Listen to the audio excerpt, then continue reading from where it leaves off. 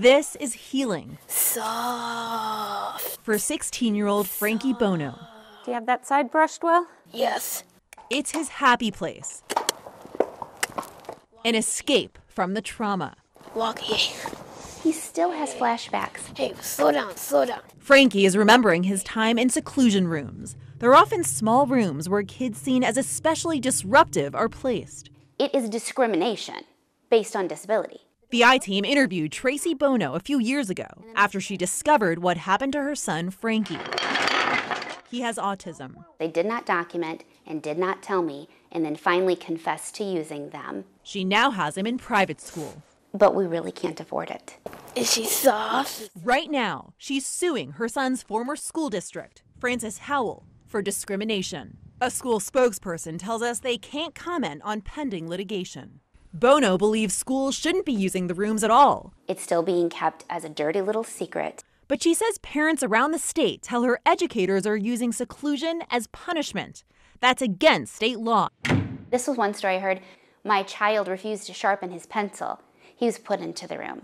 A spokesperson with the Missouri Department of Elementary and Secondary Education says seclusion rooms are used in limited situations, mainly when a student's behavior poses a serious threat of harm to themselves or others. What happened to my son, unfortunately, is not an out of the ordinary thing. When we first reported on this topic, the state's education department didn't keep track of seclusion rooms. Now they do. And for the first time, we're seeing how often kids are being put in these rooms. In the past 6 months in Missouri, data shows there were more than 4,300 incidents of seclusion. Often the same kids are being put in these rooms over and over again. In some cases, the seclusion lasted more than 3 hours. It's the tip of the iceberg.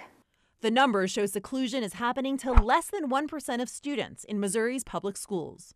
That's what they're voluntarily reporting. What are they not reporting? The I-Team talked with at least 7 parents across the state who believe many students are suffering in silence. That is the problem. It's why Missouri lawmaker Ian Mackey created legislation that passed in 2021. It limited the use of seclusion rooms to the most serious incidents. It called on schools to report them. Problem is, parents tell the I-Team no one is holding them accountable. Does your legislation go far enough? No, we see very clearly it does not. Is there a better alternative to seclusion rooms? Yes.